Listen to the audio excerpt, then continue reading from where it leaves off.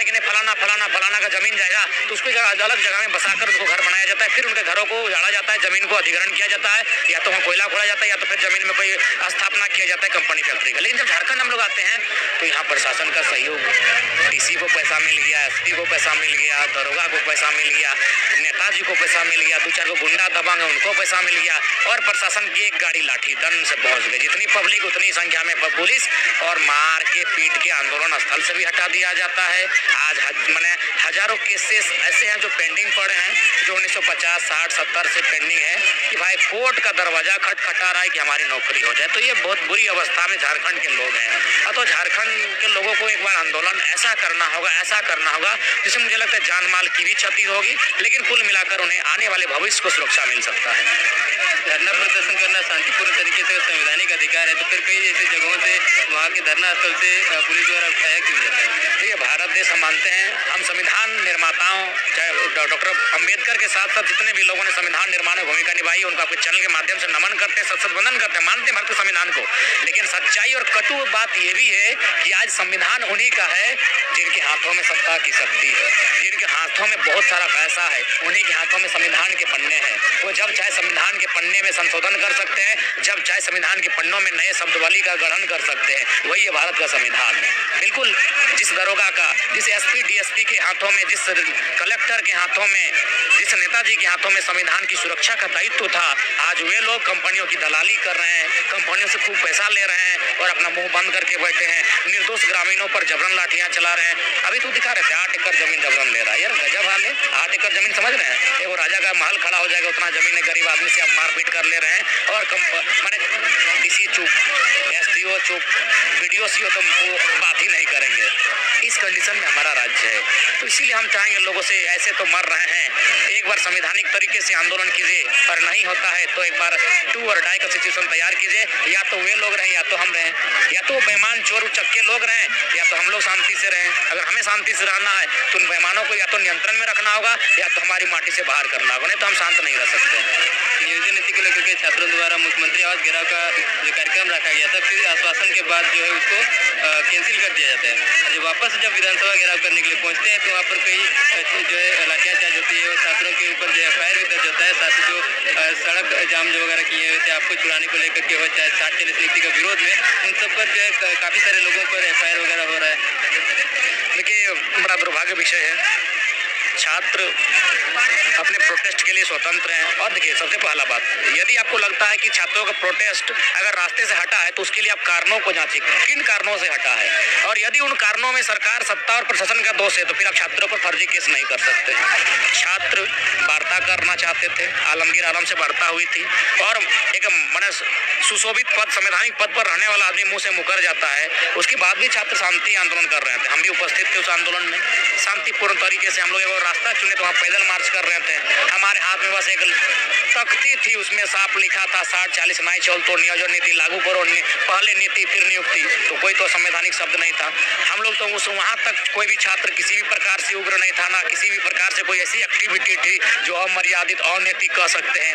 लेकिन अचानक प्रशासन के द्वारा, आप फोटो भी देखे होंगे, पहला पत्थर भी अगर उठा है तो प्रशासन से उठा है, रबड़ गोली चली है, आंसू गैस चला है, उसके बावजूद भी छात्रों ने धीरज का परीक्षा दिया। देखिए जब आंसू गैस चला तो हम खुद चश्मा लगाए, गमछी बांधे, फिर बैठ गए। यानी हमने तो सामना किया था आंसू गैस का, हमने रबड़ की गोलियों का सामना किया, बल्कि प्रशासन ने जो पत्थर फेंके थे मिट्टी का उसका भी सामना किया। लेकिन लाठीचार्ज तो प्रशासन ने किया है, उसके बाद भी शांतिपूर्ण था।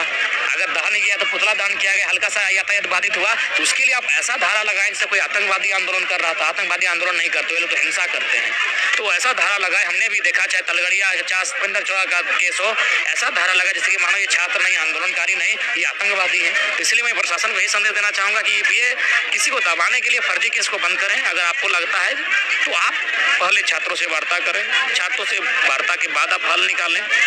लेकिन ये जो अब राजनीति हथकंडे अपनाए जा रहे हैं वो कहीं ना कहीं लोकतांत्रिक देश में एक डरी हुई कमजोर सरकार का रूप देख रहे हैं। चाहे केंद्र की सरकार और राज्य की सरकार हो, ये सत्ता जो कि में बैठे लोग जनता के सवालों से डर रहे हैं। वे अपने अधिकार को जब मांग रहे हैं तो वो दिग्भ्रमित कर रहे हैं, केस में डालकर युवाओं को आंदोलन करने से डैमेज कर रहे हैं। ये गलत बात है और ये ज़्यादा दिन तक नहीं चलेगा। उसके बाद आपको उठा लिया जाता है पुलिस प्रशासन द्वारा।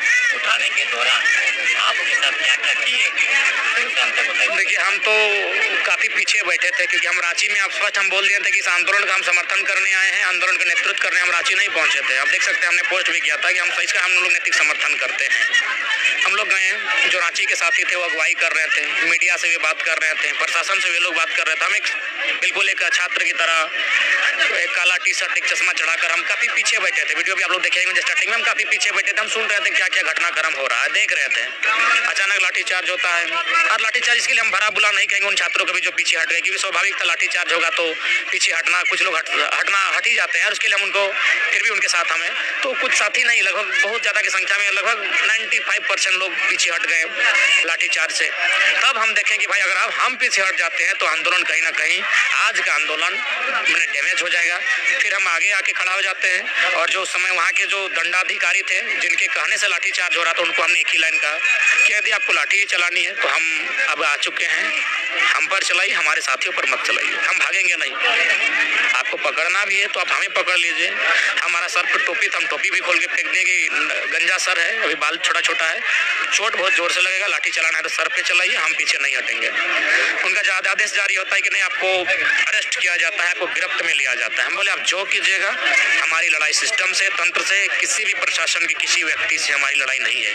हम उनके साथ चले गए तो थोड़ा सा खींचातानी हुई, हमारे साथी हमको पीछे लाना चाह रहे थे कि आपको जाने नहीं देंगे, और उस क्रम में थोड़ा सा हुआ, हमारा गंजी कुर्ता फटा, फिर हमें ले जाएगा, थाना में रखा गया। थाना में भी हम प्रशासन को कोऑपरेट किया, क्योंकि जैसे ही एक प्रशासन के एक व्यक्ति ने सोशल मीडिया चलाया, दिखा वहाँ लिखा है अनगढ़ा थाना में हमको रखा गया। हम खुद जाके बोले जो दंडाधिकारी महोदय थे कि देखिए ज़्यादा देर आप हमको थाना में नहीं रख सकते हैं, क्योंकि सोशल मीडिया में वायरल हो चुका है। तो वो हमको ही पूछे क्या करना है, हम बोले हमको किसी खुले स्थान में रखिए या फिर ऐसे थाना में रखिए जिसकी जानकारी रांची को भी नहीं है। तो बोला नहीं, ऐसा तो कोई थाना ही नहीं है। हम बोले तो बेहतर होगा किसी खुले स्थान पर हम लोग को रखा जाए और भीड़ को नियंत्रण होने दिया, नहीं तो भीड़ आपके थाने तक आ जाएगी।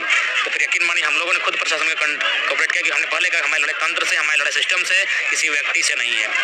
फिर हमें डिटेन किया गया, रात तक रखा गया। उस दरमियान हम लगभग 2 DSP, दर्जनों थानेदार और सैकड़ों पुलिस के निगरानी में थे। चारों तरफ से किला बना हुआ था, उस किले के बीच में हम थे, हमारे कुछ साथी थे। और फिर जब रात हुई तो एक बॉन्ड होता है, उसको हस्ताक्षर करने के बाद हमें छोड़ा गया और एक अनुरोध किया गया कि आप आज की रात तो फिर आप रांची दोबारा नहीं आइए, नहीं तो आंदोलन और उग्र हो सकता है। तो फिर हम लोग बोले कि अब रात के बाद तो आंदोलन का सवाल ही नहीं। फिर हम लोग भी वहाँ से घर चले आए। उस दिन का आंदोलन नियंत्रण में आया था, लेकिन हम लोग का आगे की रणनीति तैयार है। हम लोग फिर से इस राज्य के युवाओं के हित के लिए नियोजन नीति को वापस करने के लिए आगे तत्पर रहे। दादा मीडिया लोगों को कुछ लाठीचार्ज किया गया था सुनने में। जी, और सबसे दुखद और पीड़ा का विषय है कि जो महिला पत्रकार थी, उन बहनों के साथ भी थोड़ा सी मैंने ऐसी ओछी हरकतें की गई थी, जो एक प्रशासनिक तंत्र में बैठे लोगों को, संवैधानिक पद पर आसीन लोगों को इस प्रकार का दुर्व्यवहार उनके साथ नहीं करना चाहिए था। ये घटना आंखों देखी है उनके साथ जो दुर्व्यवहार हुआ, और हमने मीडिया के बंदों के सामने भी कहा था कि प्रशासन के लोग जो महिला पत्रकारों के साथ जो घटना घटित हुई उसके लिए सार्वजनिक रूप से माफी की मांग करें, और जो कि कहीं ना कहीं लोकतांत्रिक देश में महिला पत्रकारों के साथ जो उस दिन कुछ ही पल के लिए हुआ था, जो कि खेद का विषय है।